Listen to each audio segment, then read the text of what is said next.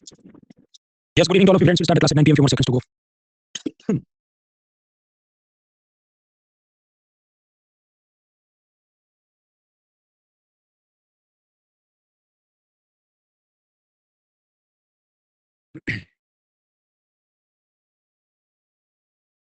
Alright friends, so 9 p.m. we'll start this class. My first question is, can you hear me? देख सकते हैं, सुन सकते हो, first Abhishek Amar, Harsh, Arjun, Rishi, Mayank, Mukta, Chhavi and others answer just move forward. 2% लोग नहीं देख सकते तो कीबोर्ड पे कंट्रोल आ या कंट्रोल शिफ्ट प्रेस करो।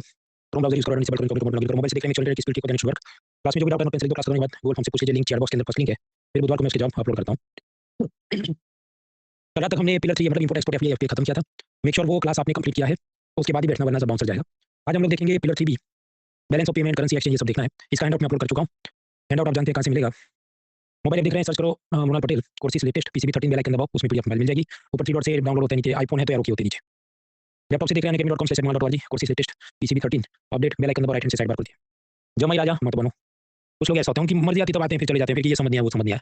मित्रों आपको टीबी हो जाए तो रोज दवाई लेनी पड़ती है, फिर आज दवाई लिया खांसी चली गई, फिर 4 दिन बाद फिर आएगा तो मैं देखूंगा, that is not going to help. तो अब तक जितना पिलर 3 हमने देखा वो कंप्लीट करके बैठो, तभी आपके दिमाग में बात उतरेगी। तो today we are going to study currency exchange. पहला तो हमने देखा था, लेकिन फिर से थोड़ा रिपीट कर लेते हैं कि ऑनियन का सप्लाई बढ़ता है तो ऑनियन सस्ता हो जाता है, ऑनियन की शॉर्टेज होती है ऑनियन महंगा हो जाता है। सिमिलरली जब डॉलर की सप्लाई बढ़ जाती है तो सस्ते में मिल जाएगा, 80 रुपये नहीं 40 रुपये में डॉलर मिल जाए, हम कहते डॉलर सस्ता हो गया, ज़्यादा करेक्ट वर्ड है, डॉलर वीक हो गया।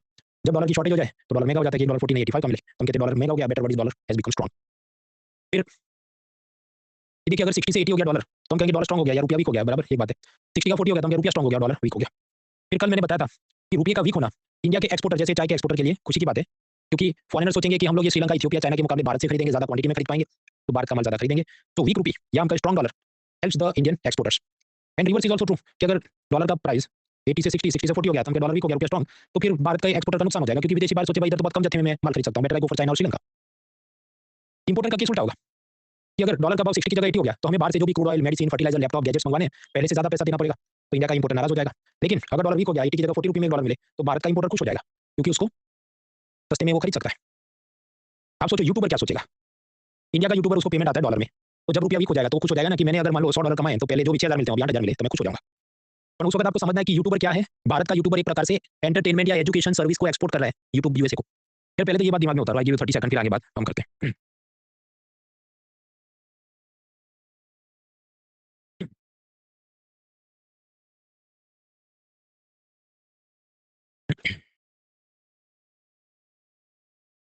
फिर भी दिमाग में नहीं उतरे तो नोट पेन लेके बैठिए और मैट्रिक्स बनाइए।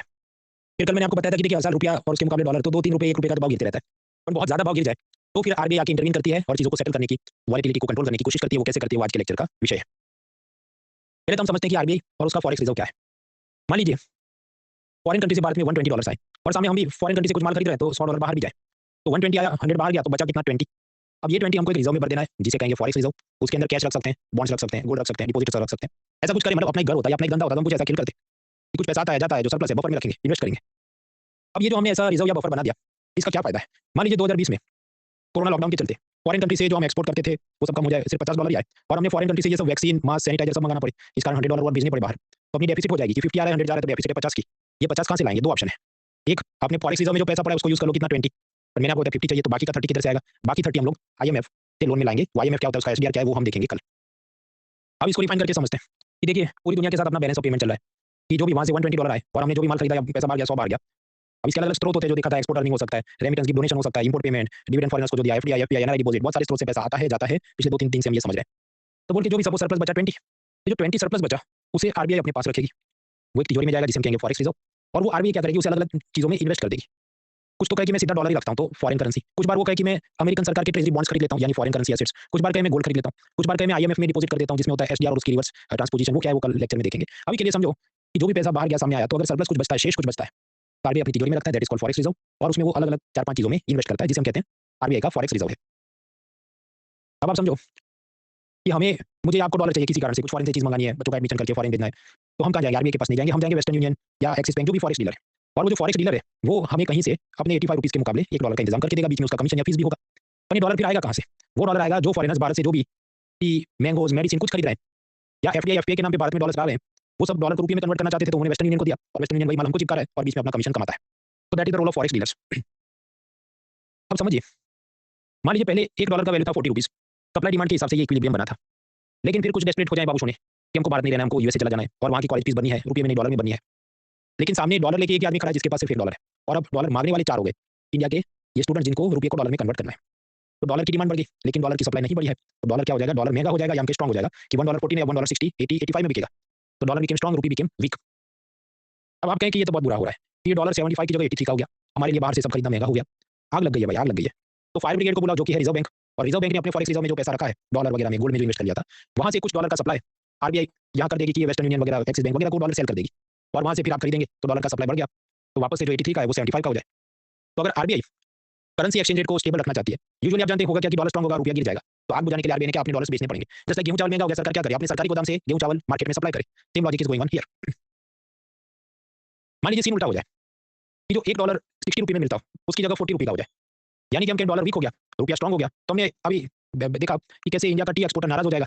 It will be bad for exporters, क्योंकि फॉरेनर सोचे भाई 60 ने 40 का ही माल इधर से तो मिलेगा, तो बेहतर होगा हम श्रीलंका, इथियोपिया या चाइना से हम चाय खरीदें। तो आरबीआई क्या करे, अब इस केस में समझो डॉलर अगर सस्ता हो रहा है उसका मतलब कि मार्केट में डॉलर का सप्लाई बढ़ गया होगा, कि सप्लाई बढ़ता ही डॉलर सस्ता होगा ना भाई। तब आरबीआई क्या करेगा, फायर ब्रिगेड वाला पंप से फेंकेगा नहीं, वैक्यूम क्लीनर लेके वो ये एक्स्ट्रा डॉलर को एब्जॉर्ब कर लेगा। आरबीआई विल सकता है एक्स्ट्रा डॉलर सप्लाई। वो कैसे, वो इन्हीं सब फॉरेक्स डीलर को कहेगा कि भाई तुम अपने डॉलर्स मुझे बेचो, मैं तुमको रुपया देता हूँ, मुझे अपने डॉलर खरीदने दो। तो मार्केट में से एक्स्ट्रा डॉलर्स आरबीआई खुद खरीद ले, एब्जॉर्ब कर ले, शॉर्टेज क्रिएट कराए, तो फिर वापस हम नॉर्मल सिचुएशन में आ जाएंगे कि 40 नहीं वापस 60 का महंगा हो जाएगा डॉलर, तो दैट द इंडियन एक्सपोर्टर्स वो थोड़े खुश रहे। तो डिपेंडिंग ऑन सिचुएशन जब डॉलर का भाव ऊपर नीचे होता है, मान लो आरबीआई ये सोच के चले कि ये 2% तक ऊपर नीचे होगा तो मैं कुछ नहीं करूंगा, लेकिन उसके ऊपर गया या नीचे गया तो फिर मैं आके ये सब खेल करूंगा। तो that is the basic system of foreign currency exchange. अब एक एक करके समझते हैं बैलेंस ऑफ पेमेंट के साथ ये सब कैसे फिट होता है। देखिए शुरू में क्या होगा कि कुछ फॉरेनर्स हैं वो कहे हमको इंडिया के मैंगो चाहिए, हमने जो इन्फोसिस टीसीएस को कॉन्टैक्ट किए थे उनको सैलरी देना है, आउटसोर्सिंग का पैसा देना है, हमें एफडीआई एफपीआई के रूप में भारत में इन्वेस्ट करना है, तो हमारे पास डॉलर है उसको रुपये में कन्वर्ट करके दो। सामने कुछ भारत के लोग होंगे वो कहे हमें क्रूड ऑयल और गोल्ड खरीदना है, हमें अपने बच्चों को अमेरिका वर्ल्ड पढ़ने भेजना है, हमारे पास रुपया है उसको डॉलर में कन्वर्ट करो। तो आपस में इन लोगों का सप्लाई डिमांड चल रहा है। अब ये सप्लाई डिमांड से एक इक्विलिब्रियम मान लो $1.40 में मिलना चाहिए, तो ये मार्केट ने डिसाइड किया exchange rate, this is stage 1 जरूरत द रिक्वायरमेंट, ये दोनों को थोड़ी थोड़ी जरूरत है तो ये रेट पे आए। अब समझिए कि बैलेंस ऑफ पेमेंट में सीन ऐसा कि करंट अकाउंट में हमारा डेफिसिट हो $48 बिलियन, कैपिटल अकाउंट में ये सब एफडीआई वगैरह के नाम पे $91 बिलियन प्लस में आए हो, बाद में आरबीआई सब डेटा एंट्री में पता चले कुछ एरर ओमिशन हुआ था, डबल काउंटिंग हुआ था, तो ये सबको वो सेट करे। तो क्या जब -48 प्लस 91 तो जब आएगा +43। ये पॉजिटिव बैलेंस का मतलब क्या है कि विदेशों से ढेर सारा डॉलर और बाकी फॉरेन करेंसी भारत में आ रही है, भारत में बहुत सारी फॉरेन करेंसी आ रही है, और भी करेंसी आएगी लेकिन आप याद करो सबको डॉलर में कन्वर्ट करके लिखेंगे, वरना येन यूरो पाउंड बहुत कुछ और भी आता होगा, और हम आसानी के लिए एक करेंसी को देख रहे हैं। अब ये जो डॉलर्स आ गए एक्स्ट्रा $43 बिलियन, ये क्या दिखाते हैं कि भारत के अंदर बहुत सारा ये सब फॉरेनर अपना एफडीआई एफपीआई या किसी भारतीय पर्सन ने लोन में लिया है तो बहुत सारा डॉलर आ रहा है। तो अगर डॉलर का सप्लाई बढ़ेगा तो डॉलर सस्ता हो जाएगा, या हमको कहें डॉलर वीक हो जाएगा, $1 जो पहले 60 में मिलता हो वो 40 का हो जाए, यानी कि डॉलर वीक हो गया। तो भारत का जो चाय का व्यापारी है वो नाराज हो जाएगा, क्योंकि हमने अभी देखा कि exporter, Indian exporter weak dollar उसके हक में नहीं है, वो स्ट्रॉन्ग डॉलर चाहेगा कि डॉलर बहुत महंगा होना चाहिए, 85 का $1 का होना चाहिए ताकि मेरी चाय दिन रात बिक जाए। तो स्वाभाविक इसको मजा नहीं आएगा। अब मजा नहीं आएगा तो आरबीआई को क्या करना चाहिए, जो मैंने आपको आगे स्लाइड में बताया कि ऐसे जो एक्स्ट्रा $43 बिलियन आ गए, आरबीआई ने वैक्यूम क्लीनर लेके उसको सक कर लेना चाहिए, सिस्टम में से बाहर निकाल लेना चाहिए, ताकि वापस हम इक्विलिब्रियम में आ जाए कि $1.40 में मिलता था वो $1.60 का हो जाए, ऐसा हम कोशिश करें।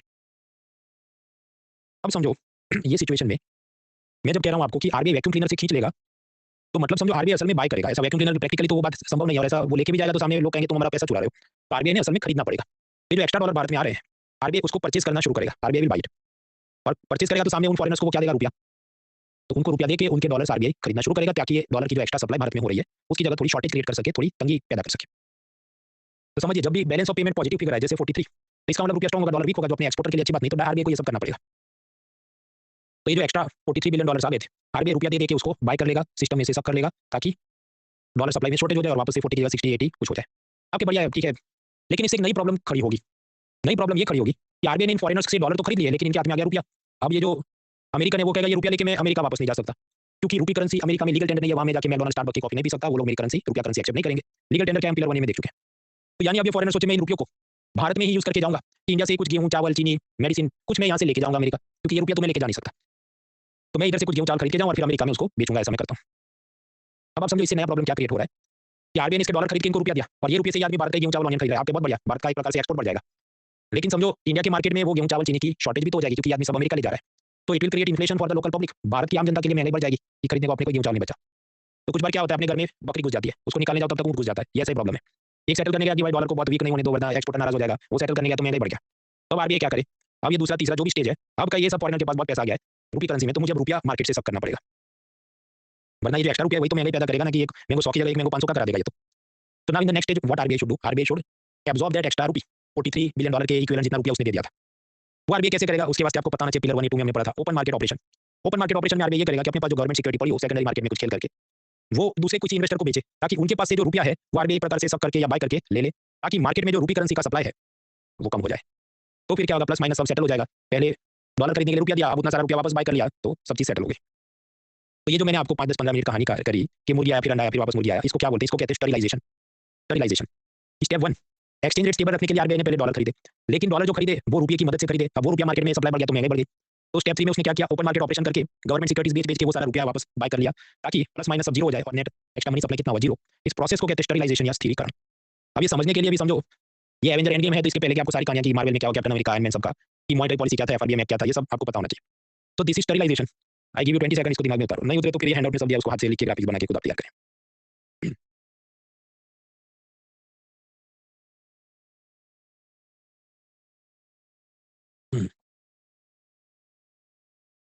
आप जानते हैं एनसीईआरटी ने कसम खाई किसी को इकोनॉमी समझ नहीं आना चाहिए। तो RBI will undertake an open market sale of government security amount equivalent to the amount of the foreign exchange flow, thereby keeping the stock of high powered money and total money supply unchanged. This stabilizes the economy against the adverse external shocks. This called stabilization. चलो फिर भी हमने जितना समझा उसके आसपास जोड़ के इसको आप दिमाग में उतार सको। हिंदी में तो और अर्थव्यवस्था में ये तो मतलब पढ़ के दिमाग खराब हो जाता है। हिंदी मीडियम का रिजल्ट कम क्यों आता है, उसके लिए ये एनसीईआरटी लिखने वाले लोग भी जिम्मेदार है, कभी दिमाग में उतार ही नहीं सके बात को। एनीवेज ये सब आपके हैंडआउट में दिया, चिंता करने की जरूरत नहीं, सब ग्राफिक्स के साथ वो खुद नोट पेन आप खुद भी चलाएंगे तो फिर आपको क्या अच्छा पैसा इधर से आया इधर गया फिर इसका ये हुआ, तो you will get the idea. Basically उसने पहले डॉलर खरीद लिया तो इसको रुपया दिया, फिर रुपया दिया तो महंगे बढ़ने का डर था, इसलिए वापस रुपया बाय करने के लिए ओपन मार्केट ऑपरेशन किया, ताकि plus minus money supply same to same रहे, इसको हम कहते हैं स्टरीलाइजेशन। अब आगे बढ़ते हैं। 2020-21 कोरोना के वर्ष में क्या हुआ, करंट अकाउंट डेफिसिट नहीं हुई थी, ऐसा पहली बार हुआ है 17-18 सालों में करंट अकाउंट डेफिसिट नहीं हुई थी, एक दो दिन पहले मैंने देखा। तो करंट अकाउंट में भी सरप्लस है 24, कैपिटल अकाउंट में भी एफडीआई ये सब फार्मा आईटी इंडस्ट्री में आया, एरर ओमिशन थोड़ा बहुत होगा। तो दिस प्लस दिस ये जवाब पूछा जाए 87 या 88 बिलियन डॉलर्स, यानी कि भरपूर मात्रा में विदेशी पैसा भारत में आ रहा है। Excess amount of foreign currency and dollars are coming to India. अब याद करो कैसे आईटी फार्मा वगैरह इंडस्ट्री में बहुत पैसा आया था, ये सब शेयर मार्केट भी ऊपर गया था, तो बहुत पैसा आया था कोरोना 2020 में। आपका तो कोई नहीं, हमने अभी समझा कि जितना एक्स्ट्रा डॉलर आता है वो सारा हमने मतलब आरबीआई ने सब कर लेना चाहिए, अब्जॉर्ब कर लेना चाहिए, ताकि नहीं तो डॉलर वीक हो जाएगा तो एक्सपोर्टर भारत के एक्सपोर्टर को नुकसान होगा, राइट। तो आरबीआई क्या करेगी, ये जितने 87 बिलियन डॉलर आए हैं वो आरबीआई खरीद लेगी। तो खरीद लेगी तो मतलब माइनस हो गया सिस्टम में से, तो प्लस माइनस जवाब क्या आएगा, जीरो। तो नेट बैलेंस ऑफ पेमेंट हो गया जीरो। ये खुद से नहीं होता, ये आरबीआई ने करना पड़ता है, नहीं किया तो फिर क्या होगा कि डॉलर वीक हो जाएगा, कि $1 मान लो जमाने में 75 में मिलता हो वो 60 का हो जाए, तो भारत का टी एक्सपोर्टर नाराज हो जाएगा। तो नेट बैलेंस ऑफ पेमेंट हर देश का उसकी सेंट्रल बैंक जीरो पे लाने की कोशिश करेगी, ताकि उसका जो करेंसी एक्सचेंज रेट है वो स्टेबल रहे। अब यहाँ पर आरबीआई ने जो काम किया, 87 बिलियन डॉलर खरीद लिए, अपने फॉरेक्स तिजोरी में डाले, इसे हम कहते हैं official reserve transaction by the RBI, official reserve transaction by the RBI. अब देखिए यहाँ पर ये जो व्हाइट कलर के सेल्स हैं, व्हाइट कलर के सेल्स हैं जस्ट व्हाइट कलर के सेल्स में क्या है, current account, capital account, error omission और बैलेंस ऑफ पेमेंट। तो ये आरबीआई के हाथ में नहीं था, ये तो बाजार के हाथ में था, पब्लिक को ठीक लगा उतना पैसा लाया गया वगैरह, तो इसको हम कहते हैं ऑटोनोमस ट्रांजैक्शंस। आरबीआई की मर्जी के बिना ये होता है, मार्केट को ठीक लगा एफडीआई का पैसा लाया, इंपोर्ट एक्सपोर्ट किया, उनकी मर्जी है। So this four are called autonomous transaction. RBI के हाथ में क्या है कि अगर एक्स्ट्रा डॉलर आया तो मैं उसको बाय कर लूंगा या कुछ भी, तो वो जो पिंक कलर में काम हुआ ऑफिशियल रिजर्व ट्रांजैक्शन, वो पिंक सेल को हम कहेंगे अकोमोडेटिंग ट्रांजैक्शन, मतलब चीजों को संभालने के लिए अकोमोडेट करने के लिए आरबीआई ने वो एक स्टेप लिया। तो कुछ होते हैं ऑटोनोमस ट्रांजैक्शन, कुछ होते हैं accommodative transaction in the balance of payment. आपके इतने सारे लेबल नहीं देते तो नहीं चल जाता, पर ये सब एनसीईआरटी में दिया तो we have to prepare, there are autonomous transactions and there are accommodating transactions, ये सब भी दिया है। अब इकोनॉमिक सर्वे कोरोना में ये बोलता है कि देखो आप ये सोचो कि मैं आईएएस भी दूंगा, उसी साल में कैट का भी एग्जाम दूंगा, और उसी साल में तीसरा और भी मान लो एसएससी भी दूंगा, तो 3 चीज एक साथ नहीं संभल सकती, मैक्सिमम 2 चीज संभल सकती है। इसको कहते हैं मंडेल फ्लेमिंग ट्रायलेमा। एक तरफ आप कहें फ्री फ्लो ऑफ कैपिटल, कि भारत के अंदर जो एफडीआई है, एफपीआई है, इंपोर्ट एक्सपोर्ट है, सब बिना रोक टोक के चलना चाहिए, सब 100% आप कर दो, ऐसा आप सोचो। तो फिर आपका एक्सचेंज रेट स्टेबल नहीं रहेगा, क्योंकि स्वाभाविक है ये सब एफडीआई वाले तो ढेर सारा डॉलर लेके आएंगे, तो फिर डॉलर वीक हो जाएगा, एक्सचेंज रेट स्टेबल नहीं होगा।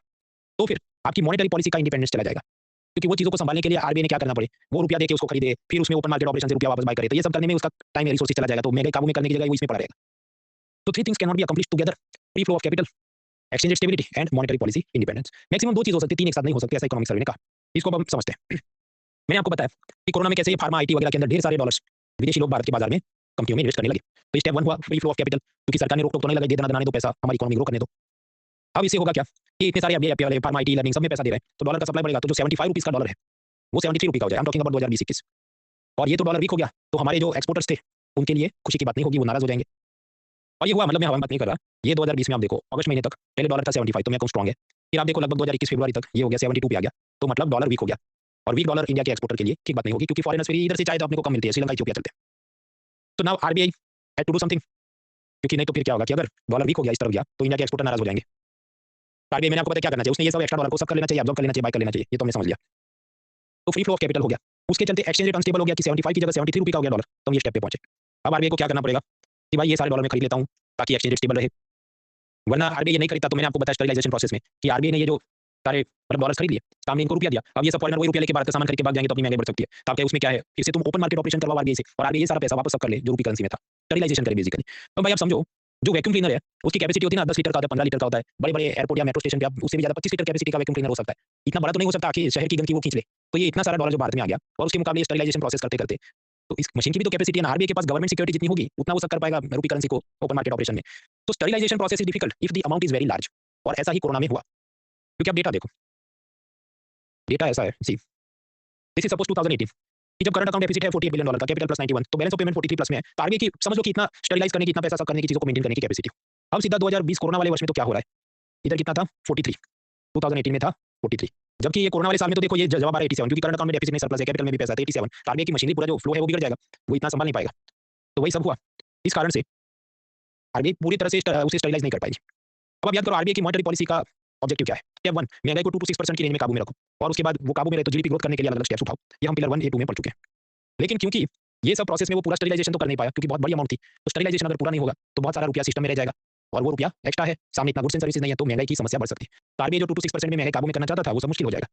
तो बस यही पूरी जो कहानी है उसका सार है, जिसको हम कहते हैं मंडेल फ्लेमिंग ट्राइलेमा कि फ्री फ्लो ऑफ कैपिटल हुआ, उसके चलते एक्सचेंज रेट अनस्टेबल हो गया, आरबीआई उसको स्टेबल करने गई तो मॉनेटरी पॉलिसी में जो उसको 2 to 6% में काबू में रखना था नहीं कर पाया। लगभग 2022 तक आप पहुंचते हैं तो महंगाई बहुत बढ़ जाती है, 6% के ऊपर चली जाती है। अब कुछ उसके और भी कारण होंगे कि मान लो बारिश नहीं हुई है, ऑनियन सप्लाई कम है, बट ये भी एक पूरी चीज उसके पीछे कारण हो सकती है, ऐसा इकोनॉमिक सर्वे बोलता है। अब कुछ लोग इधर कि तुमने सिर्फ डॉलर की बात की, यूरो येन पाउंड सबकी बात करो, उसका सब चार्ट बना। भाई तो चार्ट बनाएंगे तो फिर तो लंबे हो जाएंगे ना। ये स्लाइड अभी 66 पे मैं पहुंचा और 166 स्लाइड बना तब सबके मैं 4 ग्राफ और डालूं। बस कबूल करो कि ऐसा ही कुछ है, ये करेंसी से समझ लिया। बियॉन्ड दैट उसका एमसीक्यू भी इतना एडवांस बनने की सीन नहीं बनती। अब ये जो बैलेंस ऑफ पेमेंट का पॉजिटिव फिगर कुछ आ जाए, सपोज कि जो भी 48 आ गया, 87 आ गया, 50 आ गया, तब क्या होता है कि हम ये बोलते हैं कि डॉलर का सप्लाई बढ़ रहा है और आरबीआई उसे एब्जॉर्ब करे खरीदे। पहले उल्टा होता था, करंट अकाउंट में बहुत भारी डेफिसिट रहती थी। मतलब राजीव गांधी, इंदिरा गांधी के टाइम में मान लो करंट अकाउंट में $100 बिलियन की डेफिसिट हो, क्योंकि उस जमाने में हमारे सर्विस सेक्टर आईटी इंडस्ट्री बनना बाकी है, वो तो 1991 के बाद बनेगा, तो सर्विस एक्सपोर्ट बहुत जोरदार नहीं थे।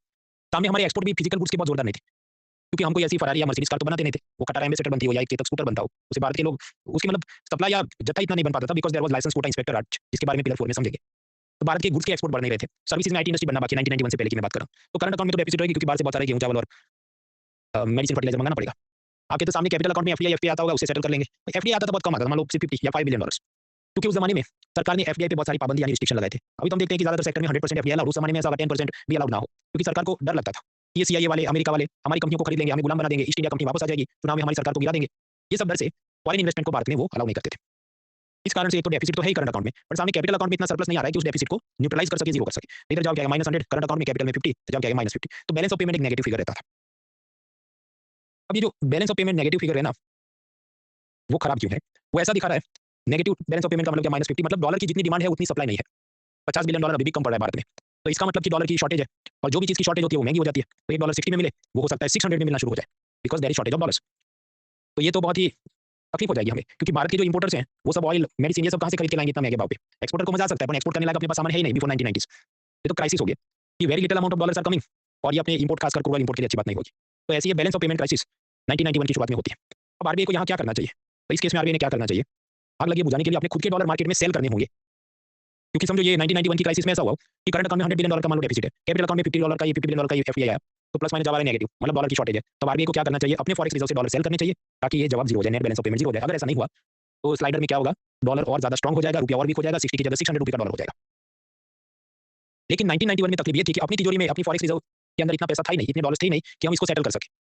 तो फिर क्या करना पड़े? अपने घर में पैसा नहीं है तो भीख मांगनी पड़ी। तो आईएमएफ पे हम जाते हैं कि हमको थोड़ा लोन दे दो, आईएमएफ वाले कहते हैं तुमको लोन देंगे, तुम अपना सोना गिरवी रखो। तो ये सब होता है और आईएमएफ वाले लोन देते हैं तो उसमें बहुत सारी शर्तें रखते हैं, टर्म्स कंडीशन। आईएमएफ ने शर्त रखी कि तुम लिबरलाइजेशन, प्राइवेटाइजेशन, ग्लोबलाइजेशन वाले रिफॉर्म्स लो, हमारी मतलब अमेरिका की सब कंपनियों को भारत में आने दो, एफडीआई के रूल्स लिबरलाइज करो वगैरह वगैरह। तो ये सब बैलेंस ऑफ पेमेंट क्राइसिस और उसके बाद LPG reforms, liberalisation, privatisation, globalisation, ये सब किया जाता है। एलपीजी रिफॉर्म्स हम लोग देखेंगे पिलर 4 में।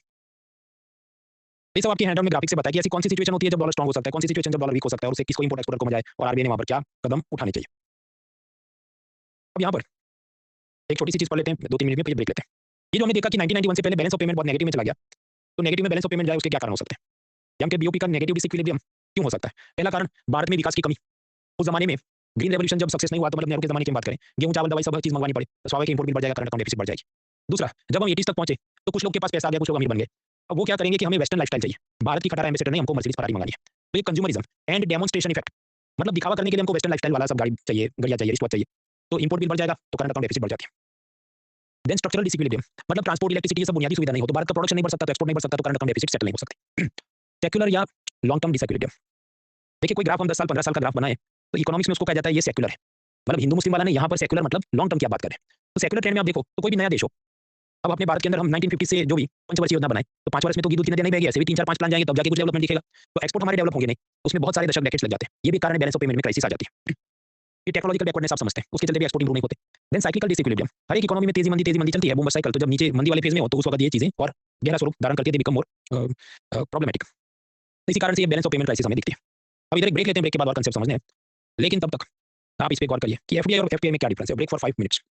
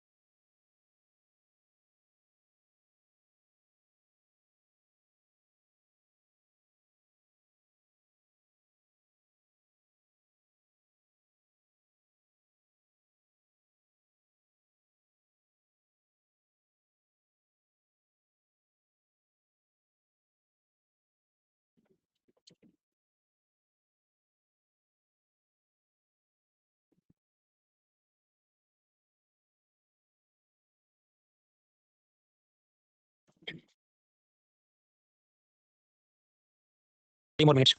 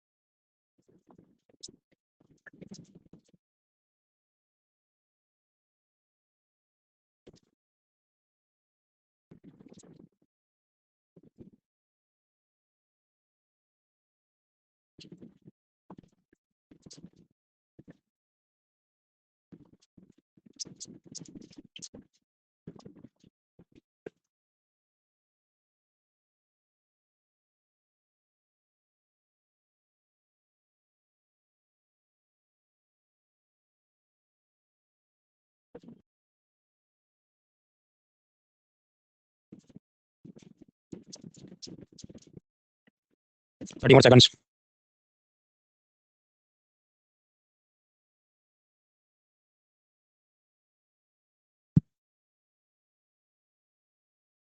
हाँ तो मित्रों आपको क्या जवाब लगता है? BCD voting time starts in 3 2 1 start.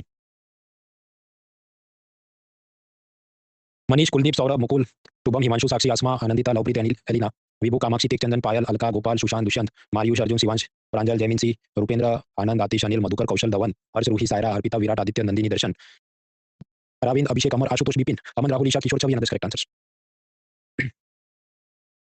देखिए प्राइमरी मार्केट आप समझते हैं जहाँ पर नए नए आईपीओ आते हैं, सेकेंडरी मार्केट जहाँ पर पुराने इन्वेस्टर किसी को बेच के निकल जाते हैं। तो जो एफपीआई वाले हैं वो ज्यादातर सेकेंडरी मार्केट में एक्टिव होते हैं, हमने देखा था, क्योंकि उधर उनको रोज ये शेयर बाइंग सेलिंग करके 1-2 महीने में भाग जाना होता है और उनकी प्रॉब्लम हमने देखी थी हॉट मनी। हालांकि एफडीआई और एफपीआई दोनों ही लोग प्राइमरी मार्केट में भी खेल सकते हैं, सेकेंडरी मार्केट में भी खेल सकते हैं। वो कल का लेक्चर आप देख के आओ, इसलिए मैंने बोला जमा राजा मत बनो, लेक्चर देख के आओ।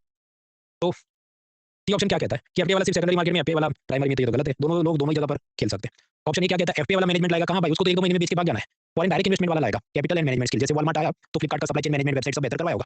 तो that is also wrong, is wrong. B option क्या कहता है, एफपीआई वाला मोर स्टेबल है भाई, एफपीआई ही तो हॉट मनी की प्रॉब्लम है कि बहुत सारा पैसा भाग जाता है, लेके भाग जाता है। तो दैट इज ऑल्सो रॉन्ग। तो क्योंकि बाकी सब रॉन्ग है तो जो बचे हो जवाब है ऑप्शन बी, एफपीआई से कैपिटल अवेलेबिलिटी बढ़ती है और एफडीआई वो स्पेसिफिक सेक्टर को टारगेट कर सकता है, क्योंकि आप समझते हैं जैसे टॉबैको या बहुत सारी इंडस्ट्री उसके अंदर वो प्रोहिबिटेड है, या बहुत सारी इंडस्ट्री में एक हद से ज्यादा एफडीआई आप कर नहीं सकते। तो because other options are wrong, तो जो बचा वो final answer and that is B. इससे ज्यादा और कॉम्प्लेक्स क्वेश्चन भी है, अपन वो हम दूसरे ब्रेक में देखते हैं। तो अब तक हमने देखा कि अलग अलग सिचुएशन में कब डॉलर स्ट्रॉन्ग होता है, कब डॉलर वीक होता है, बहुत सारे फैक्टर और भी वो कॉमन सेंस की बात है। तो आप हैंडआउट में देखना, इधर मैं बहुत जूम इन करके आपको ये ग्राफिक्स दिखाऊंगा तो कोई और मजा नहीं आने, और वो सब हैंडआउट में दिया है। अब आप सोचिए अगर ऑयल बैरल का प्राइस 80 से बढ़ के $100 हो जाए, तो ये जो सब अरब शेख लोग और जो भी है सऊदी और बाकी देश के अंदर, वो सोचेंगे अभी 12 घंटा नहीं 24 घंटा ऑयल माइनिंग चालू रखना है, क्योंकि $100 का हो गया, हम दिन बेचेंगे। तो वर्कर की डिमांड बढ़ जाएगी, और आप जानते हैं वो सब अरब को तो काम करेंगे नहीं, उनको भारत के मजदूर चाहिए। तो भारत से मजदूरों की रिक्रूटमेंट बढ़ जाएगी जो मिडिल ईस्ट में जाके काम करेंगे, और वो लोग फैमिली को पैसा भी भेजेंगे। तो आप क्या कहेंगे, रेमिटेंस इंक्रीज्ड। यानी यहाँ पर क्या लिंक बनता है, जब भी क्रूड ऑयल महंगा होता है भारत में रेमिटेंस बढ़ता है, क्योंकि वो ऑयल रिफाइनरी दिन रात काम करती है, उधर भारत के वर्कर होते हैं, वो उनको वो टाइम डबल पैसा मिलता है, तो भारत आता है। तो इकोनॉमिक सर्वे ने वो सब ग्राफ से बताया कि हाँ ऐसा कोरिलेशन तो है। कि जब क्रूड ऑयल का प्राइस बढ़ता है तो रेमिटेंस भी बढ़ता है। दूसरा, मान लो प्रियंका चोपड़ा ये हॉलीवुड के अंदर काम करके $100 कमाती हो। अब वो पहले पैसा भेजती हो जब 74 रुपये का भाव चलता डॉलर का, तो कितना भेज रही है? 7,400। लेकिन डॉलर स्ट्रॉन्ग हो जाए कि 74 की जगह 85 का हो जाए और वो इस महीने भी $100 ही भेजे फैमिली को, तो फैमिली क्या कहेगी? हमको 8,500 मिला। तो आप यहाँ क्या लिंक समझते हैं? Whenever dollar strengthens remittance increases इन रूपी टर्म्स, ये एक बात हुई। दूसरा, वो इस कारण से भी ज्यादा पैसा भेजे कि मैं अमेरिका की बैंक में सेव करूंगी तो डॉलर का डॉलर रहेगा, इधर करूंगी तो थोड़ा और बढ़ जाएगा, तो मैं भारत भेज देती हूँ। तो जब भी डॉलर स्ट्रॉन्ग होता है रेमिटेंस बढ़ता है। ऐसा भी इकोनॉमिक सर्वे ने ग्राफ में सब कोरिलेशन से साबित किया। ये जो रेमिटेंस है, मतलब भारत के वर्कर विदेशों से अपनी फैमिली को पैसा भेजते हैं, ये बहुत ग्रेट है, बहुत महान है, ऐसा इकोनॉमिक सर्वे ने कहा। अब सोचो क्यों? देखिए, जो एफडीआई वाले दे आर प्रो साइक्लिकल, मतलब जब भी इकोनॉमी में तेजी मंदी चलती है, तो जब तेजी चलती है तो ये तो दे पैसा लाते हैं, जब मंदी आती है, कोरोना आता है तो भाग भी जाते हैं। तो ये ऑफ कोर्स एफडीआई ज्यादा स्टेबल है, एफपीआई वाला कम स्टेबल है, पर दोनों ही ऐसे हैं कि कभी तो भाग जाएंगे। पर रेमिटेंस ऐसी चीज है कि वो स्टेबल रहती है, कि प्रियंका चोपड़ा ने घर पैसा भेजा, फिर अब मुझे तुम मेरे डॉलर वापस करो, तो वो तो पैसा रहना है भारत के अंदर। तो remittance is more stable then FDI and foreign portfolio investment. और इस कारण से अगर रेमिटेंस बढ़ता है तो अपनी करंट अकाउंट डेफिसिट भी काबू में रहेगी, कंट्रोल में रहेगी। उस कारण से बैलेंस ऑफ पेमेंट क्राइसिस आने से भी हम लोग बच सकते हैं, जैसा 1991 में आया था। तो रेमिटेंस भारत में आना अच्छी बात है, जरूरी है, और अपनी इकोनॉमी को स्टेबल रखता है। अब आप सोचो मेंस और इंटरव्यू के लिए कि ट्रंप अगर दे दनादन इलीगल इंडियन जो वहां पर गए थे उनको डिपोर्ट करे, तो अपनी इकोनॉमी को कठिनाई भी आ सकती है, क्योंकि वो लोग भी तो रेमिटेंस भेजते थे, वगैरह वगैरह। आगे बढ़ते हैं।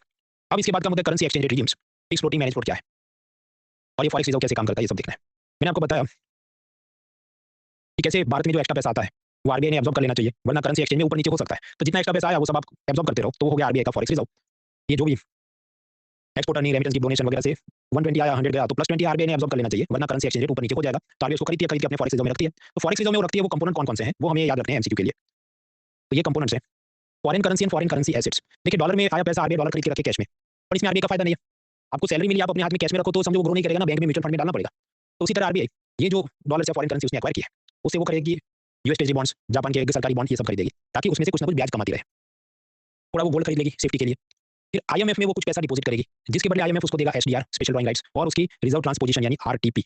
ये मामला क्या है वो हम लोग कल रात के लेक्चर में देखेंगे। तो जो भी आरबीआई ने सब खरीदा, इन्वेस्ट किया, ये सब इसमें पड़ा तिजोरी में। कुल मिलाकर ये तिजोरी में आप पाएंगे, ये गोल्ड, एसडीआर, उसकी आरटीपी, फॉरेन करेंसी एसेट, सब मिला के दिसंबर 2024 में ये करीब $635 बिलियन हो रहा है। मतलब 650 से 700 के आसपास चलता है, ऊपर नीचे होता रहता है, हर महीने कुछ ना कुछ खेल करते हैं ये लोग। अब यहाँ पर आप गौर से देखिए गोल्ड का सीन क्या है। धीरे धीरे आरबीआई जितना भी अलग अलग चीजों में इन्वेस्ट कर रहा है, तो गोल्ड में बढ़ा रहा है। ये मिलियन डॉलर में सब $23,000 मिलियन, 30,000, 33,000, अब देखिए बढ़ रहा है। तो परसेंटेज वाइज आरबीआई आजकल क्या कर रहा है, जो भी पैसा उसने फॉरेक्स रिजर्व में एक्वायर किया, तो ये नहीं कि सारे का मैं यूएस ट्रेजरी बॉन्ड खरीद लूं, मैं कुछ गोल्ड खरीद लेता हूं, पहले से ज्यादा गोल्ड खरीदते रहता हूं। आरबीआई ऐसा कर रही है, प्रोपोर्शनेटली ज्यादा गोल्ड एक्वायर कर रही है, ताकि जो डॉलर पे निर्भरता या डॉलर का डोमिनेशन है उसके खिलाफ वो लड़ सके। इसको हम कहते हैं डी डॉलराइजेशन। ये चीज आपको और क्लियर होगी, कल हम इसे आराम से पढ़ेंगे तब। तो अभी के लिए हम इसमें नहीं जा रहे, कल हम देखेंगे। लेकिन इकोनॉमिक सर्वे ने भी ऑब्जर्व किया कि प्रोपोर्शनेटली या परसेंटेज वाइज आरबीआई पहले के मुकाबले ज्यादा गोल्ड एक्वायर कर रही है। देखिए, जो फॉरेक्स रिजर्व में आपको पढ़ा रहा हूं, अभी मैंने इधर बोला कितना 635 है, फिर कुछ ऐसी स्लाइड आएगी उसमें लिखा 500, कल कुछ स्लाइड में लिखा 700। तो ये तो ऊपर नीचे होते रहता है। समझो कुछ स्लाइड मैंने इकोनॉमिक सर्वे से बनाई होगी, कुछ ऐसा न्यूज़पेपर में कुछ टॉपिक चला, उधर से मैंने डेटा कॉपी करके स्लाइड बनाई होगी। अब हर जगह तो मैंने कौन सा साल था, कौन सा महीना था, ये लिखा नहीं होगा। तो रफ आइडिया लेना है आपको, उसमें तेल की दार को देखना है, कितना तेल ऊपर नीचे, उसमें लोड मत लो, उस लोग उसका झंडा उठाते हैं। ये स्लाइड में ऐसा है, उस स्लाइड में ऐसा, क्या भाई एक लेक्चर में 100 तो स्लाइड है, तो 50 लेक्चर है तो कितनी 5000 तो स्लाइड है, तो हर एक में कितना आदमी याद रखे कौन सी स्लाइड का क्या मिला था। यार मैंने आपको बताया आरबीआई उसके पास जब फॉरेन करेंसी के वो एसेट्स एक्वायर करता है, आईएमएफ में डिपॉजिट करता है, गोल्ड खरीदता है, तो आरबीआई ने ऐसा गोल्ड खरीद खरीद के 1 लाख किलो गोल्ड ब्रिटेन में रखा था, ब्रिटेन के सेंट्रल बैंक में रखा था। अब ऐसा क्यों? क्योंकि आप समझो गोल्ड भारत में पैदा नहीं होता, तो आरबीआई सोचे मेरे पास $50 बिलियन का फॉरेक्स रिजर्व है, मुझे इसका गोल्ड खरीद लेना है, तो वो जाके ब्रिटेन में, सिंगापुर में, अफ्रीका से गोल्ड खरीदेगा। अब समझो अफ्रीका से गोल्ड खरीद के भारत वो लाए, तो बीच में ये सब पायरेट्स और वो हाउथी रेबल्स और कितना सब जोखिम है, तो वो क्या करेगा कि ऐसा गोल्ड वहां पर भी पूरा गोल्ड मार्केट डेवलप है ब्रिटेन, लंदन वगैरह में, तो उधर ही ऑर्डर दे देगा और वहां की सेंट्रल बैंक को कहेगा कि आप अपने गोदाम में रखो, हमें जरूरत होगी तो हम यूज कर लेंगे। For safety security reason we are not transporting this bulky amount of gold to India. आपके लॉजिकल बात है। लेकिन फिर आरबीआई को डर लगा, क्योंकि आप जानते हैं रशिया यूक्रेन युद्ध के बाद ये सब ब्रिटेन ने, अमेरिका ने, यूरोपियन यूनियन ने रशिया की बहुत सारी ओवरसीज एसेट्स को फ्रीज कर दिया है। तो हो सकता है पुतिन का भी, मतलब रशियन सेंट्रल बैंक का भी कुछ गोल्ड पड़ा हो ब्रिटेन में, उन्होंने लॉक करवा दिया होगा। और अभी तो ये कि हमने यूक्रेन को मदद की है, उस लॉस का चुकाने के लिए तुम्हारा रशिया का गोल्ड जो पड़ा है हम तो भेज देंगे ब्रिटेन वाले, ये सब, क्योंकि ट्रंप ने बोला मैं तो पैसा नहीं देता। ये सब भारत के साथ भी हो सकता है। कल उठ के हमने पाकिस्तान या बांग्लादेश से युद्ध किया, इंडिपेंडेंट की उनका क्या इक्वेशन अमेरिका के साथ है या ब्रिटेन के साथ है, उनकी गोद में बैठ जाए, हमारा गोल्ड ये तो लॉक करवा दे। आरबीआई ने कहा अपना माल अपने पास रखेंगे, ये दूसरों के गैरों के घर में नहीं रखना है। तो 1 लाख किलोग्राम गोल्ड ब्रिटेन की जो सेंट्रल बैंक में उन्होंने रखा होगा वो सारा वापस भारत में ला दिया, क्योंकि बिल्कुल रिस्क नहीं लेने का। फिर तो फॉरेक्स रिजर्व अपने पास होना चाहिए, और तो कॉमन सेंस की बात, कुछ पैसा होना चाहिए हमेशा, तो सेफ्टी रहती है। इसका क्या इंपॉर्टेंस है एमसीक्यू में याद रखते हैं। पहला, एक्सचेंज रेट स्टेबल रखना, आरबीआई की तिजोरी में पैसा होना चाहिए, क्योंकि ऊपर नीचे जो डॉलर उसको स्टेबल रखने के लिए होना चाहिए आपके पास। To absorb the external shocks, वो भी सेम बात है। To help revive the economy, मान लीजिए ऐसा कोई दिन आ जाए कि भारत पे बहुत सारे सैंक्शन यानी प्रतिबंध लग जाए, ईरान जैसा हो जाए कि कोई फॉरेन इन्वेस्टमेंट नहीं कर सके, वर्ल्ड बैंक वाला लोन नहीं दे सके, तो इकोनॉमी चलाएंगे कैसे, पैसा कहां से आए, कैसे मोबिलाइज करें, हमको कुछ हथियार बंदूक खरीदना है, उसके लिए पैसा कहां से लाए। तो ये सब सिचुएशन में भी जब foreign loans are inexpensive unavailable, तो हम इस बैलेंस ऑफ पेमेंट से एक्वायर किए गए फॉरेक्स रिजर्व को यूज कर सकते हैं। चीन ये करता है, चीन के पास 3000 बिलियन यानी कि $3 ट्रिलियन का फॉरेक्स रिजर्व है। भारत के पास अराउंड $650 बिलियन का रिजर्व है। 600 to 700 बिलियन आप याद रखो। तो समझो कहाँ उनके पास 3000 बिलियन का, अपने पास 600 650 बिलियन, तो बहुत आगे।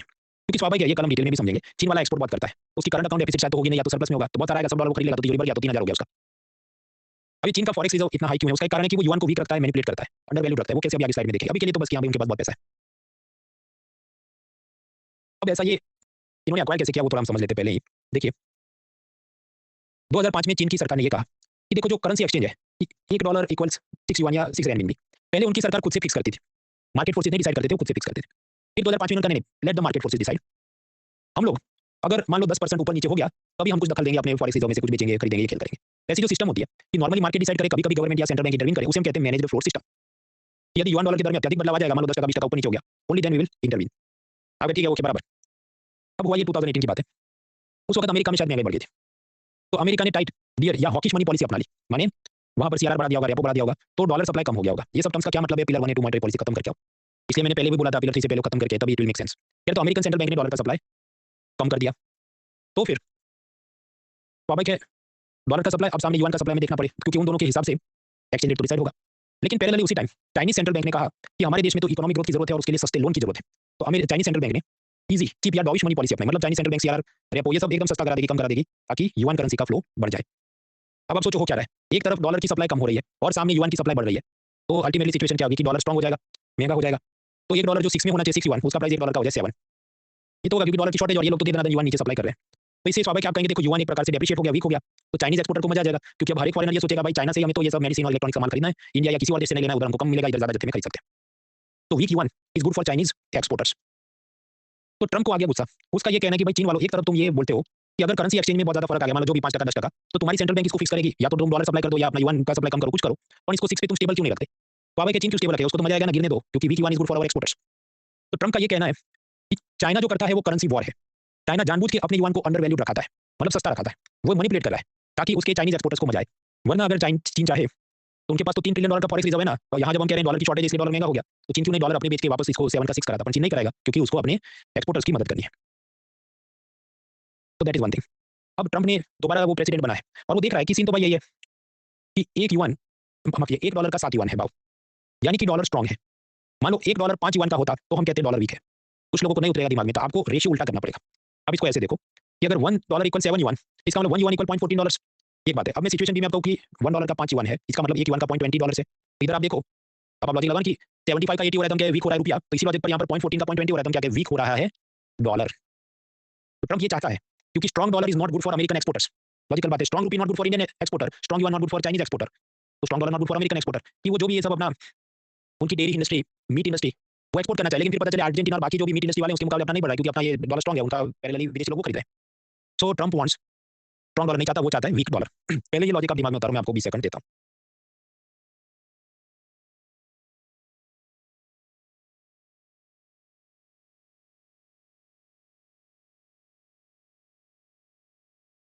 अब ट्रम्प डॉलर को वीक कैसे कराए? स्वाभाविक है उसने डॉलर की सप्लाई बढ़ानी होगी, क्योंकि जो चीज की सप्लाई बढ़ेगी वो सस्ता हो जाता है, तभी हम बोलते हैं डॉलर महंगा है तो सस्ता कराएं, तो भाई डॉलर का सप्लाई बढ़ा दो तुम। ये भी लॉजिकल बात है। और इसके लिए अगर ट्रम्प समझो खुद से डॉलर प्रिंट करेगा तो महंगाई बढ़ जाएगी, क्योंकि अगर मार्केट में माल सामान और ये डॉलर प्रिंट कर देगा तो महंगाई बढ़ जाएगी। तो ट्रम्प क्या चाहता है कि चीन वालों, तुम जो अपने फॉरेक्स रिजर्व में $3 ट्रिलियन लेके बैठे हो, तुम अपने डॉलर मार्केट में रिलीज करो, उनको बेचो, ताकि मेरी ये तमन्ना पूरी हो कि डॉलर को मुझे वीक करना है। मतलब ट्रम्प चाहता है कि चीन अपने फॉरेक्स रिजर्व में से डॉलर बेचे और युआन खरीद ले, ताकि डॉलर वीक हो जाए, कि पहले $1 का 5 युआन की जगह 1 डॉलर, मतलब पहले $1 का 7 युआन की जगह $1 का 5 युआन हो जाए। डॉलर का मतलब सप्लाई बढ़ा दो, और वो ट्रम्प खुद नहीं बढ़ाएगा, चीन को बोले तुम अपना फॉरेक्स रिजर्व से बेच के करो। अब स्वाभाविक है चीन ऐसा क्यों, कोई बिल्ली अपने गले में घंटी क्यों बांधेगी, जो को पता चल जाएगा। तो ट्रम्प ने धमकी दिया है, ये करो वरना तो तुम्हारे पे मैं और टैरिफ लगाऊंगा, ये जो भी 36 लगाओगे उससे ज्यादा तुम्हारी चीजों पे टैक्स लगेगा। और सिर्फ चीन नहीं, बाकी सभी देशों के साथ भी वो ये चाहता है कि तुम सब देश के लोग जो भी भारत है, जापान है, साउथ कोरिया है, तुम सब आओ मेरी हवेली पे। उसकी हवेली किधर है? मारा लागो नाम का रिसोर्ट है उसमें, और उधर हम लोग एक ऐसा अकॉर्ड साइन करते हैं कि जहाँ तुम सब देश अपने फॉरेक्स रिजर्व के डॉलर बेच के डॉलर को कमजोर कराओ। इससे पहले भी अमेरिका ऐसा कर चुका है, जिसको हम कहते हैं प्लाजा अकॉर्ड। वो कोई प्लाजा होटल थी, उसमें पुराने जमाने में किया था, उस वक्त भी जो प्रेसिडेंट होगा उसने ऐसी धमकी दी थी बाकी जर्मनी और ब्रिटेन वगैरह को, कि तुम अपने फॉरेक्स रिजर्व से डॉलर बेच के इसको गिराओ, वरना मैं तुम्हारे पे ज्यादा टैक्स लगाऊंगा। Again I give you 30 second, ये लॉजिक दिमाग में उतारो।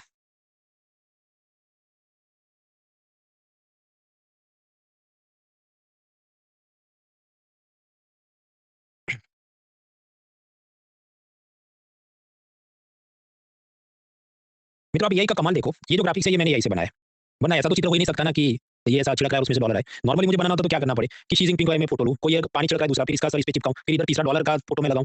तो imagine how difficult it was to create PowerPoint slides, informative educational PowerPoint slides in the past, जो अब कितना आसान हो गया है। तो ये आई की अच्छी बात है। फिर अपना मुद्दा क्या था कि चीन ने बदमाशियां कर करके अपने लोकल करेंसी को वीक रखा है, और उससे चाइनीज एक्सपोर्टर को तो फायदा हुआ, लेकिन इंडिया के एक्सपोर्टर का भी नुकसान हुआ क्योंकि हमारा नहीं लोग चीनी माल खरीदते हैं। अमेरिका के एक्सपोर्टर का भी नुकसान हुआ क्योंकि उसका भी माल लोग कम खरीदते हैं। तो ये सब करेंसी वॉर है।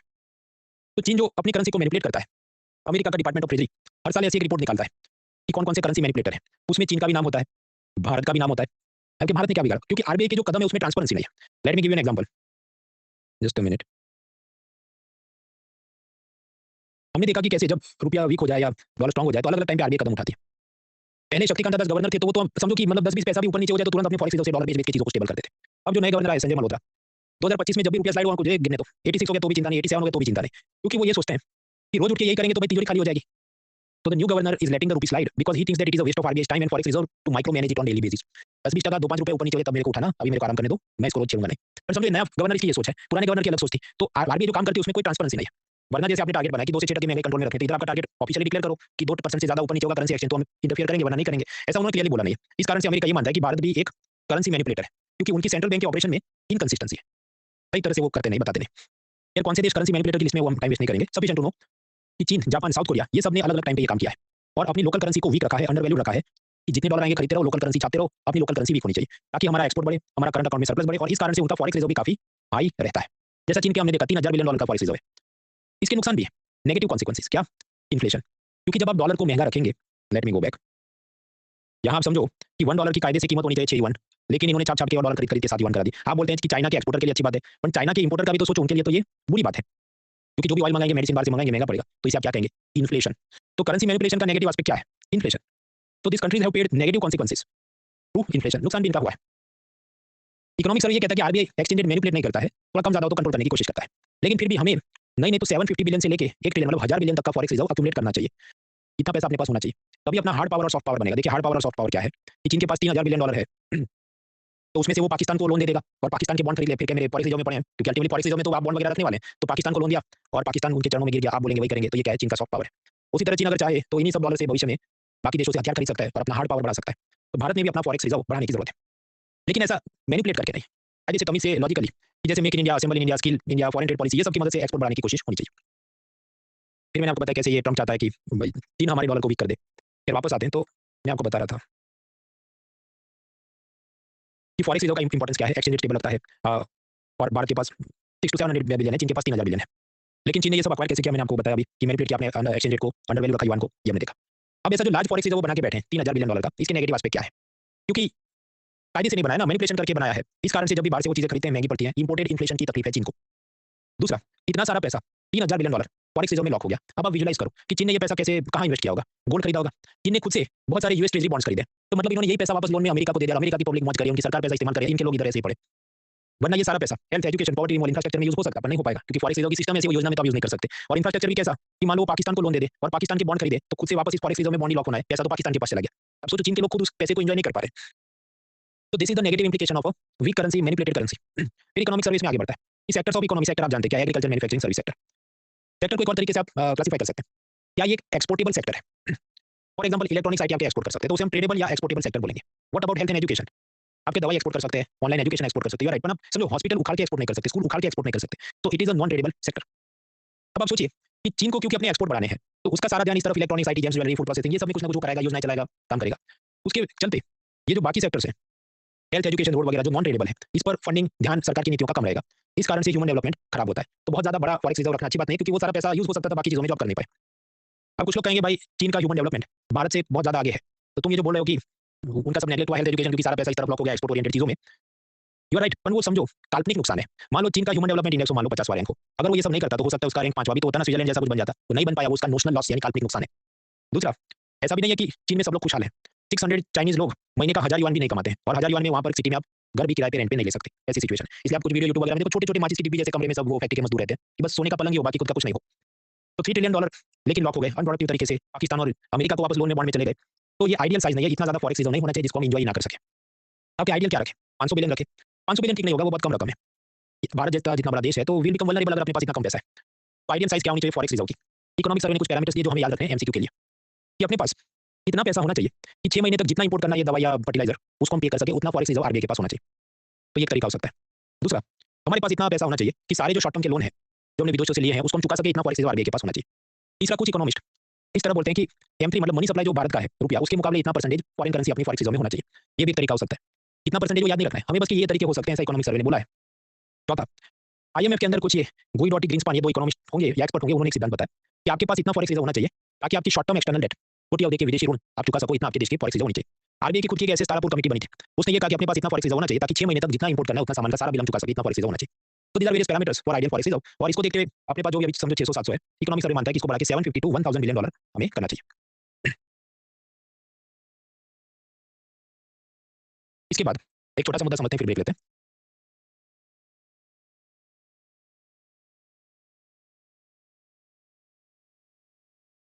2023 में, अब इतना पुराना कोई पूछेगा नहीं, आई एग्री, पर हमें यहाँ पर थियरी समझनी है, हमें वो डेटा नहीं समझना है।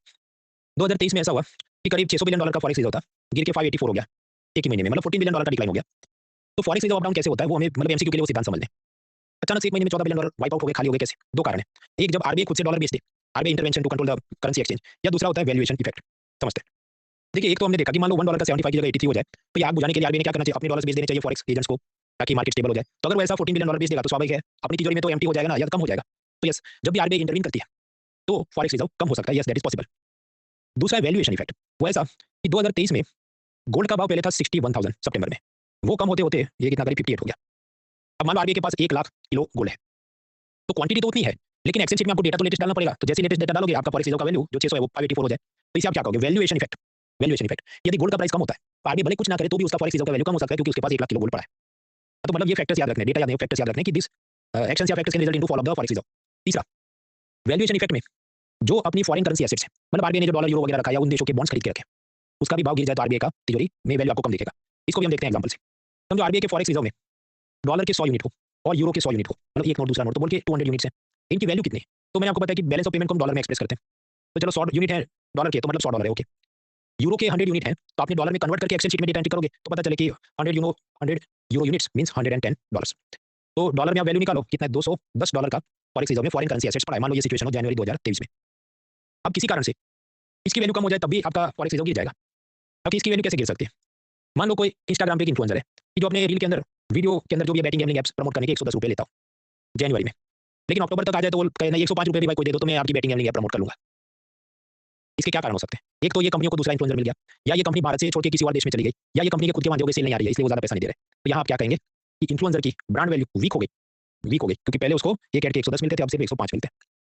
अब समझो ये इन्फ्लुएंसर नहीं है और यूरो और डॉलर का करेंसी एक्सचेंज रेट है, पहले ये था 100 यूरो के $110 आते थे, बाद में ऐसा हो गया बीच में कि 100 यूरो के $105 आते हैं। मतलब हम ये कहेंगे डॉलर के मुकाबले यूरो वीक हो गया। यूरो वीक कैसे हो सकता है? इसका मतलब कि डॉलर के सामने इसका क्या प्रॉब्लम हो सकता है? देखिए, रशिया यूक्रेन वॉर के चलते एनर्जी क्राइसिस हो गई यूरोपियन यूनियन में, तो बाहर से इनको इंपोर्ट करना पड़ेगा ज्यादा ऑयल गैस, मतलब सऊदी से, अमेरिका से, कहीं से, तो करंट अकाउंट डेफिसिट बढ़ जाएगा। दूसरा, उनकी इकोनॉमी के वैसे भी वांदे चल रहे हैं। और तीसरा, अमेरिका ने किया फेयर टेपरिंग, मतलब अपने डॉलर का सप्लाई कम कर दिया। वो मामला क्या है हम कल परसों के लेक्चर में देखेंगे। तो ये सब के चलते क्या हो रहा है कि यूरो वीक हो गया। अब जो यूरो वीक हो गया, आपको डेटा एंट्री वापस एक्सेल शीट में चेंज करनी पड़ेगी। वैसे ये डॉलर के 100 यूनिट थे तो मतलब डॉलर 100, यूरो के 100 यूनिट है जिसको हमने डॉलर में लिखा था $110 है, लेकिन अब आप जब अक्टूबर 2023 तक आओ तो वो जाएंगे $105 है। तो फिर आपके यूनिट्स 200 फॉरेन करेंसी यूनिट्स थे, लेकिन उनकी वैल्यू 210 की जगह 205 हो गई डॉलर के हिसाब से। तो ये भी वैल्यूएशन इफेक्ट है जिसके चलते आपकी फॉरेक्स रिजर्व कम हो जाएगी, भले आरबीआई कोई एक्शन ना ले। तो इस कारण से आप पाते हैं कि वो गिर गया। इसके अलावा कौन-कौन सी सिचुएशन में फॉरेक्स रिजर्व ऊपर नीचे हो सकता है, वो सब ग्राफिक हैंडआउट में दिया, आराम से देखना। But that is the gist of it. अब ये सब के चलते जो नए गवर्नर आए, उन्होंने कहा ये बात सही है, अब रोज काम अगर मैनिपुलेट करने बैठे या कंट्रोल करने बैठे तो हम लंबे हो जाएंगे, इसलिए आपसे रोज हम नहीं दखल देंगे, रुपये को गिरने गिरने दो भाई, बहुत बड़ा कुछ 10-15 टका चेंज हो तो मुझे बोलना। Otherwise it will be a waste of RBI's time and forex resources to micro manage it. Shaktikanta दादा ऐसे करते थे, ये $14 बिलियन चला गया, ये $50 बिलियन चला गया, फिर वापस उतना फिर से एक्यूमुलेट करने में बहुत एनर्जी चली जाती है अपनी। इसके अलावा कौन से फैक्टर से करेंसी एक्सचेंज अफेक्ट होता है, इंटरेस्ट रेट स्पेकुलेशन, कल के लेक्चर में देखा था। श्रीलंका का सीन वो भी कल के लेक्चर में देखा था। तो अभी ब्रेक लेते हैं, ब्रेक के बाद आगे की पढ़ाई जारी रखते हैं। ब्रेक में आप ये क्वेश्चन ट्राई करो, ब्रेक फॉर 5 मिनट्स।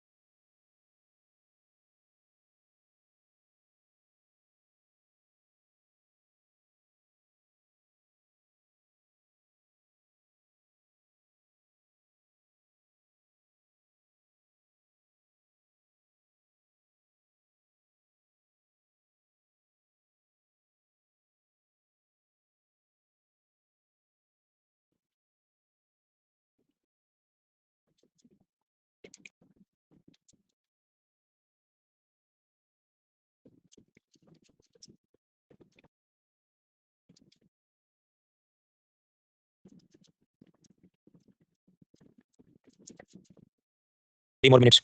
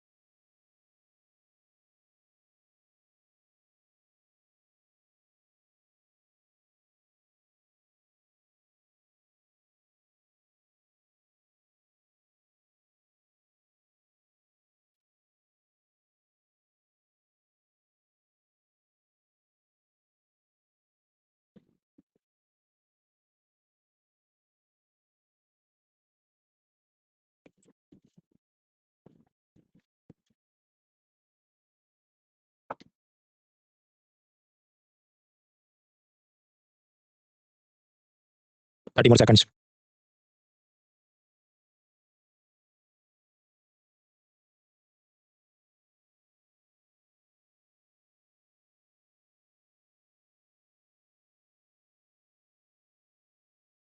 हाँ, तो मित्रों आपको क्या लगता है इनमें से क्या क्या एफडीआई हो सकता है? Voting and time starts in 3 2 1 start. Abhishek, Sheetal, Sakshi, Harshit, Rishabh, Hardeep Singh, Satyam, Vibhu, Sambhavi, Manish, Sahil, Yash, Payal, Hariom, Somesh, Rajiv, Himanshu, Divya, Zulfikar, Kushika, Tanu, हल्का, अनुराग, सुशांत, शिवांश, दिव्या, मधु, डॉक्टर मोहित, गोमती, शुभम, अर्जुन, प्रभात, गौरव, अनिकेत, अंकुर, ये सब लोग फिर Arvind, Abhishek, Rahul, Chhavi, Alfred, Kishore, Ashutosh, Saraswati, Navneet, Nishita and correct answers. देखिए, हमें फोकस करना पड़ेगा कैपिटल अकाउंट पे। उसके अंदर ठीक है एफडीआई वाला होता है, लोन होते हैं, external commercial borrowing, NRI account या foreign currency non resident accounts. तो ये तो अलग चीज हुई ना, इसको एफडीआई आप बोल नहीं सकते क्योंकि ये पैसा बैंकों में डिपॉजिट हुआ। और बैंक में जो पैसा डिपॉजिट होता है, आप याद करो पिलर 1B1 कि बैंक डिपॉजिट शेयर मार्केट में इन्वेस्ट नहीं हो सकती, वो किसी को लोन में जा सकती है। तो शेयर मार्केट में इन्वेस्ट नहीं हो सकती तो इक्विटी में जाएगा नहीं, तो एफडीआई बन नहीं सकता वो। इस कारण से ये जो बोले non resident external deposit, that is wrong. अगर 4 गलत है तो सी भी चला गया, डी भी चला गया, तो नाउ यार 50-50 ये हो सकता है, नहीं तो बी हो सकता है। अब यहाँ पर अब याद करो पिलर 1C, उसमें हमने देखा था हाइब्रिड इंस्ट्रूमेंट जैसे कि कन्वर्टिबल बॉन्ड्स या कन्वर्टिबल डिबेंचर्स। बॉन्ड में इन्वेस्ट किया, इन्वेस्टर का इसका शेयर तब्दील करके दो, कन्वर्ट करके दो। अब मान लीजिए ऐसा फॉरेन इन्वेस्टर है जिसने भारत की कंपनी में बॉन्ड खरीदा और फिर वो ऐसा कन्वर्टिबल बॉन्ड है, तो वो शेयर में तब्दील हो जाए, मान लो वो फॉरेनर का शेयर होल्डिंग मोर देन 10% हो जाए, तो हो सकता है ये एफडीआई बन सकता है, यस पॉसिबल। अब ये भी हमको आप कहिए तो तुम बीरबल की खिचड़ी वाली बात कर रहे हो कि कब ये बॉन्ड का शेयर कन्वर्ट होगा, कब जाके इसको एफडीआई गिनोगे, यू आर राइट। तो मुझे भी कंफ्यूजन था, इन्होंने पूछा तो फिर सर्च करना पड़े। आरबीआई की खुद की गाइडलाइन उसमें सब लिखा है हाँ कि ऐसे जो है फुली कन्वर्टेबल डिबेंचर उसको आप गिनेंगे एफडीआई में। उसी तरह ये जो ग्लोबल डिपॉजिटरी रिसीट्स है, पिलर 1 से याद करो कि अदानी को यूएस शेयर मार्केट से पैसा उठाना था, लेकिन अमेरिकी सेबी में जाके वो सब पूरी प्रोसेस में नहीं उतरना था, तो वो अपने शेयर्स को अमेरिकन बैंक को देगा, वो उसके मुकाबले ग्लोबल डिपॉजिटरी या अमेरिकन डिपॉजिटरी रिसीट इशू करेगा, तो उसमें भी अगर फॉरेनर्स मोर देन 10% खरीद ले तो हो सकता है एफडीआई बन जाए। तो इसको देखते हुए पहला तो करेक्ट है कन्वर्टिबल बॉन्ड्स, तीसरा भी करेक्ट है ग्लोबल डिपॉजिटरी रिसीट, तो 1 एंड 3 इज करेक्ट। तो इस कारण से जवाब क्या होगा, ऐसा एक ही ऑप्शन है, ये 1 2 एंड 3। इसका मतलब कि second option should also become correct, जो ये कहता है कि फॉरेन इंस्टीट्यूशनल इन्वेस्टर मतलब एफआईआई या जिसका नया नाम है एफपीआई विद सर्टेन कंडीशन, तो सर्टेन कंडीशन में क्या अगर वो मोर देन 10 हो जाए तो एफडीआई बन सकता है। टफ क्वेश्चन, क्योंकि ये ऐसा है कि क्रिस्टोफर नोलन की इंसेप्शन मूवी में ड्रीम विद इन ड्रीम तीसरे लेवल में जाओ और फिर तुमको सपना आ जाना चाहिए कि इतने एलिमिनेशन मारने थे, इतने तुक्के लगाने थे, अब ये बन सकता है, क्योंकि नॉर्मल बुक्स में भाई इतना लिखा ही नहीं है। ये उसका ओरिजिनल 2012 की गाइडलाइन आप पढ़ो तब जाके ये प्रश्न 2021 में सॉल्व हो सके। अब क्वेश्चन एलिमिनेशन से जो 50-50 हो सके उतना करना चाहिए, वरना फिर छोड़ देना चाहिए। ऐसे प्रश्न आते इसलिए मैं आपको कई बार ये बताता हूँ कि मान लो इकोनॉमी और गवर्नमेंट स्कीम के 18 क्वेश्चन आए तो उसमें 10-12 हो जाए तो बहुत बड़ी मेहरबानी है भगवान की, उससे बियॉन्ड तो यही सब चलता है, ऐसी चीजें जो हमें पता ही ना हो। फिर करेंसी एक्सचेंज की बात करनी है, बहुत सिंपल मुद्दा है। करेंसी एक्सचेंज का थियोरेटिकल पर्सपेक्टिव कि फिक्स फ्लोटिंग और मैनेज फ्लोट क्या है। देखिए ये जो करेंसी एक्सचेंज है कि मान लीजिए $1 का 5 युआन होना चाहिए कि 7 युआन होना चाहिए, 2005 से पहले चीन की सेंट्रल बैंक खुद डिसाइड करती थी। तो अगर कोई सेंट्रल बैंक खुद ही डिसाइड कर ले तो उसे हम क्या कहें, फिक्स्ड या पैक्ड एक्सचेंज रेट। पैक्ड मतलब एक नुकीली कील, नेल, तो उससे आप नोटिस बोर्ड पे कुछ चिपका दो, ऐसी ये बात है। तो अगर आरबीआई सेंट्रल बैंक या गवर्नमेंट खुद डिसाइड करे what should be the exchange rate, तो उसे हम कहते हैं फिक्स्ड या पैक्ड एक्सचेंज रेट। लेकिन ऐसा रेट हमेशा काम नहीं करता। हमने देखा था श्रीलंका के अंदर कैसे उनकी सेंट्रल बैंक ने बोला कि $1 का भाव जो भी 200 श्रीलंकन करेंसी होना चाहिए, और मार्केट ने कबूल नहीं किया कि 350 होना चाहिए, तो कोई बेचेगा ही नहीं, ब्लैक मार्केट एक्टिविटी बढ़ जाएगी। तो प्रैक्टिकल बात नहीं है फिक्स्ड एक्सचेंज रेट चलाना। तो दैट इज वन थिंग। तो टोटल अपोजिट कर दो कि आरबीआई डिसाइड ना करे, आंख पे पट्टी बांध दे कि बाजार तय करे, मैं कुछ नहीं देखता। तो जब अगर मार्केट 100% डिसाइड करेगा what should be the currency exchange rate, तो ऐसी सिस्टम को हम कहेंगे फ्लोटिंग या फ्लेक्सिबल एक्सचेंज रेट। यूएसए इसको फॉलो करता है, मतलब समझो अमेरिकन सरकार या अमेरिकन सेंट्रल बैंक खुद तय नहीं करती कि डॉलर का रुपये क्या भाव होना चाहिए, वो मार्केट को डिसाइड करने देते हैं। वो उसमें इंटरव्यू नहीं करते कि भाई डॉलर स्ट्रांग हो गया कुछ करो। इसी कारण से आप देखो ब्रेक से पहले मैंने आपको बताया ट्रम्प ये नहीं बोला कि मैं फिक्स करूंगा, वो चाहते हैं चीन जाके अपना सब बेचना चालू करिए, जो हमने देखा मारा लागू अकॉर्ड जो प्रपोज कर रहा है वो क्या बोला, मैं तो फिक्स कर नहीं सकता क्योंकि हमारी सिस्टम ही ऐसी नहीं, हम तो फ्री मार्केट में यकीन करते हैं, चीन अपना डॉलर बेच के ये करे। तो रिमेंबर अमेरिकन सिस्टम है कि वहाँ मार्केट डिसाइड करता है, so we call it flexible या फ्लोटिंग एक्सचेंज रेट। तो भारत का क्या सीन है, भारत और दुनिया के ज्यादातर देश वो बीच में है, वो ऐसे हैं कि देखो नॉर्मल सिचुएशन में मार्केट विल डिसाइड, लेकिन अगर बहुत ज्यादा वॉलेटिलिटी हो गई कि 10-20% करेंसी एक्सचेंज रेट ऊपर नीचे हो गया तो सेंट्रल बैंक आके आग बुझाएगी और अपने फॉरेक्स रिजर्व से ये डॉलर बेच के खरीद के कुछ करेगी। तो ऐसा जो सिस्टम है उसको आप क्या कहेंगे, मैनेज्ड फ्लोट या डर्टी फ्लोट? मतलब वो 100% फ्लोटिंग नहीं है, वो मैनेज्ड है कि बीच-बीच में आ जाते हैं। तो यानी एक तो फिक्स्ड हो सकता है, सेंट्रल बैंक डिसाइड करे, एक फ्लोटिंग हो सकता है जहां मार्केट डिसाइड करे, और बीच में चलता है मैनेज फ्लोट की जहां नॉर्मली मार्केट डिसाइड करे, पर बीच-बीच में अगर बहुत ज्यादा वॉलेटिलिटी अस्थिरता है तो सेंट्रल बैंक आके कदम उठाता है। अब मान लीजिए ऐसी कोई भी सिचुएशन में सपोज रुपया स्ट्रांग होता है, मतलब $1 का 60 की जगह 40 हो जाए, तो अगर फिक्स सिस्टम होता तो उसको हम कहते थे रिवैल्यूएशन। बाकी जो सिस्टम है उसमें उसको एप्रिसिएशन कहते हैं कि रुपया एप्रिशिएट हुआ। मान लीजिए रुपया वीक हो जाए कि जैसे $1 का 60 की जगह 80 हो गया, तो अगर फिक्स रिजीम होता तो हम उसको डिवैल्यूएशन कहते हैं, लेकिन बाकी जो सिस्टम है उसमें उसको डेप्रिसिएशन कहते हैं। ये वर्ड्स भी मैंने इसलिए बताया क्योंकि ये एनसीईआरटी में दिया है। हो सकता है आपको स्लाइड में ये टेबल इतना अच्छा नहीं दिखे, तो हैंडआउट में भी दिया, उधर आप सुकून से उसे देखना। इधर मैं और ज़ूम करूं तो क्या इमेज ऊपर वाली नहीं दिखेगी, तो फिर ये ऐसा दिखेगा, तो इसमें भी नहीं दिखेगा। तो it is given in your handout, आराम से देखना। रनअवे इन्फ्लेशन मतलब क्या, महंगाई बहुत तेजी से बढ़ रही है। अब आप देखो 2023 में $1 का पाकिस्तानी रुपये में एक्सचेंज रेट था 150, इससे सीधा बढ़ के हो गया 300, मतलब डबल हो गया। तो मतलब पाकिस्तानी करेंसी का डेप्रिसिएशन हुआ है और बहुत तेजी से हुआ है। तो इसे क्या कहेंगे, रनअवे डेप्रिसिएशन, रनअवे डेप्रिसिएशन। बाकी तो एक्सचेंज रेट में मैंने आपको बताया कि मान लो 1-2 रुपया ऊपर नीचे हो तो नॉर्मली आरबीआई कुछ करेगी नहीं, पर सडन और शार्प वॉलेटिलिटी हो जाए तो आरबीआई इंटरवीन करती है, क्योंकि हमारा मैनेज्ड फ्लोट रिजीम है। 2005 में चीन ने कहा अब से हम भी इंडिया वाला सिस्टम ही करेंगे, मैनेज्ड फ्लोट रिजीम, कि नॉर्मली मार्केट डिसाइड करे, लेकिन मान लो अगर एक्सचेंज रेट सपोज 10% ऊपर नीचे हो गया तो ये हमारी सेंट्रल बैंक उसमें इंटरवीन करेगी। लेकिन ऐसा सिर्फ वो दिखावे के लिए बोलते हैं, असल में वो मैनिपुलेट करते रहते हैं। इस कारण से ट्रंप उस पे इल्जाम लगाता है कि तुम सब लोग करेंसी मैनिपुलेटर हो, युआन कॉर्नर वैल्यू लगते हैं, करेंसी वॉर है, ये सब हमने ब्रेक से पहले देखा। Hard currency versus soft currency के लेक्चर में देखा था हमने कि जैसे यूरो है तो उसका एक्सचेंज रेट बहुत जल्दी हिलता नहीं, तो हार्ड करेंसी। युगांडा की शिलिंग वो बहुत ज्यादा ऊपर नीचे हो जाता है। इवन पाकिस्तान की करेंसी भी आप बोल सकते हैं एक ही साल में 150 का 300 हो जाए, मतलब वो क्या सॉफ्ट करेंसी है। ये कल के लेक्चर में देख लिया। अब इसके अलावा एक और कंसेप्ट होता है हार्ड वर्सेस सॉफ्ट डॉलर, ये हम नहीं पढ़ेंगे। इसका कारण कि जो हार्ड वर्सेस सॉफ्ट डॉलर है, ये अमेरिकन म्यूचुअल फंड का कंसेप्ट है कि उसने आपसे इन्वेस्टमेंट में पैसा लिया। अब म्यूचुअल फंड वाला शेयर बाजार में कि मुझे एप्पल के शेयर खरीदने की, टेस्ला के खरीदने, तो क्या वो खुद के पैसे से रिसर्च करेगा या आपके इन्वेस्टमेंट का पैसा उसका कुछ करके रिसर्च में एनालिस्ट रखेगा, उसका सैलरी देगा? उसके साथ जुड़ा सब कंसेप्ट है जो अपने एग्जाम में काम करें। कुछ मॉक टेस्ट वाले क्या करते हैं कि इन्वेस्टोपीडिया की डिक्शनरी में जाके जो लिखा इसका एमसीक्यू बनाओ, भाई ऐसे यूपीएससी प्रश्न नहीं पूछती, so will not waste time, what is hard dollar versus soft dollar. और ऐसा आपको एमसीक्यू भी कोई दिखे मॉक टेस्ट में तो उसको इग्नोर करना है। अब हमने फिक्स्ड, फ्लोटिंग और मैनेज फ्लोट ये 3 सिस्टम देखी। इसके बाद का जो मुद्दा है वो है हिस्टोरिकल पर्सपेक्टिव, मतलब ब्रेटन वुड्स क्या था, पेग्ड एक्सचेंज रेजिम क्या था, वो कोलैप्स क्यों हो गया वगैरह, वो हम लोग पढ़ेंगे कल सुकून से पढ़ते हैं। इसका कारण अभी धक्का मार मार के उसको पढ़ाने में आपको वी कैन फिनिश, पर मैं चाहता हूं अभी हमने जितना पढ़ा, जो रिवीजन के लिए बैठे उनको सब मजा, ये तो पढ़ा था रिवाइज हो गया, नए लोग हैं उनको ये भी ऑब्जर्व करने में टाइम लगता है। तो यहाँ तक हमने जो भी पढ़ा आपके हैंडआउट में दिया, आराम से सुकून से आप ऑब्जर्व करें, उसके जो भी पीवाई हम लोग कल सॉल्व करेंगे। तो इसके बाद की जो है चीजें, हिस्टोरिकल पर्सपेक्टिव, गोल्ड स्टैंडर्ड क्या था, ब्रेटन वुड्स क्या था, नीड नॉट वरी, ये सब हम लोग समझेंगे, पर कल आराम से समझते हैं। तो कल रात अपना लेक्चर जारी है, कहाँ से, हिस्टोरिकल पर्सपेक्टिव से, उसके बाद आईएमएफ का एसडीआर कोटा क्या, नीड क्या, ये सब धीरे धीरे हम पढ़ेंगे। कल भी क्लास है, सोमवार को भी क्लास है। तो I end the class here, see you tomorrow night, all the best.